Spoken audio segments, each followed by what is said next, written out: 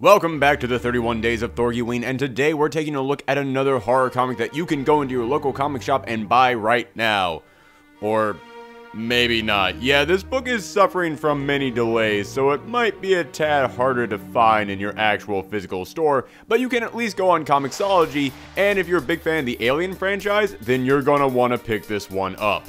Yes, the book I'm talking about this week is Alien Dead Orbit. Over the years, there's been many different Alien books that focus on Marines challenging the Xenomorphs, scientists studying the Xenomorphs, future new mutations of the Xenomorphs, and the origin of the Xenomorphs, which doesn't mean anything anymore after Alien Covenant, but my point is, there have been many comics with many different approaches to the Alien franchise, so what makes this one so special? Well, the answer is simple. It's an Alien comic. Yeah, out of all the Alien comics I've read, this one does the best job of capturing that original film. This book features a group of engineers attempting to signal a space station because their ship needs to dock, but they don't get any responses. There's no sign of life at all. It's like it's a ghost ship floating in space. Guess what happened to it?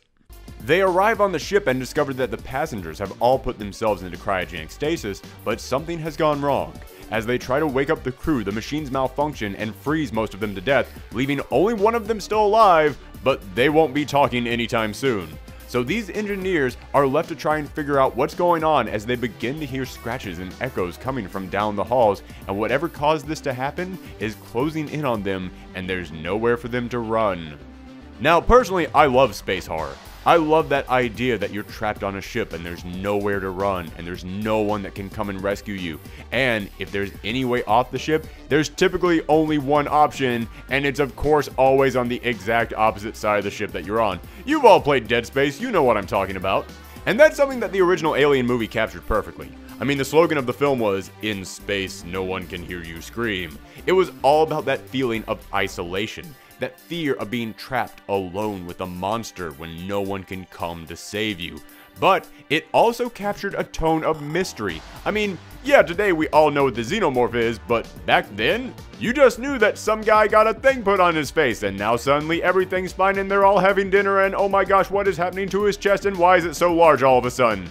I bring this up because no other movie or book has really tried to embrace that theme of mystery since the first film because, well, there's no point. We all know what this is, we know what the Xenomorph does, there's no need to reintroduce it, but that's what makes Alien Dead Orbit so special. It really is trying to capture everything about the original film, and so far, it's totally succeeding.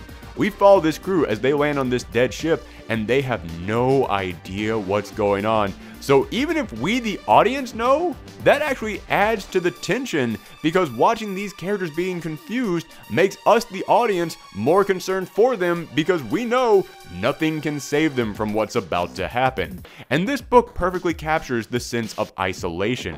Remember that in space, there's nothing. It's empty. There's not even sound. Kind of like on a ghost ship. And this book is quiet. It is not afraid to go several pages in a row with no one talking, no sound effects, just people sitting there staring down into the darkness, wondering what could be waiting for them. And of course, I can't finish this discussion without mentioning the gorgeous artwork.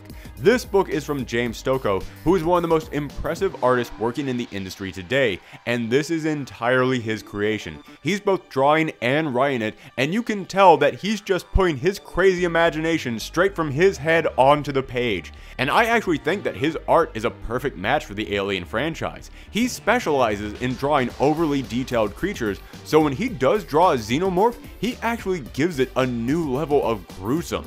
You can almost feel the acid dripping off of them and the skittering sound as their claws come crawling down a hallway. But he also knows how to draw futuristic technology and settings, but make it look old. He knows how to take something from the future and make it look beaten down and rusting. And that's what the Alien films were. It was the future, but it was also blue collar. It was a run-down future, and for the first time in years, someone has perfectly returned to that.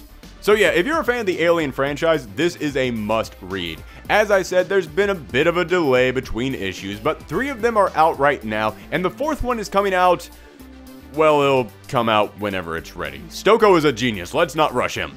But yes, Check it out and come back the rest of this week for more THORGIWEEN goodness, because we're not done celebrating all things spooky and scary. So thanks for tuning in, everyone, and as always, happy Halloween.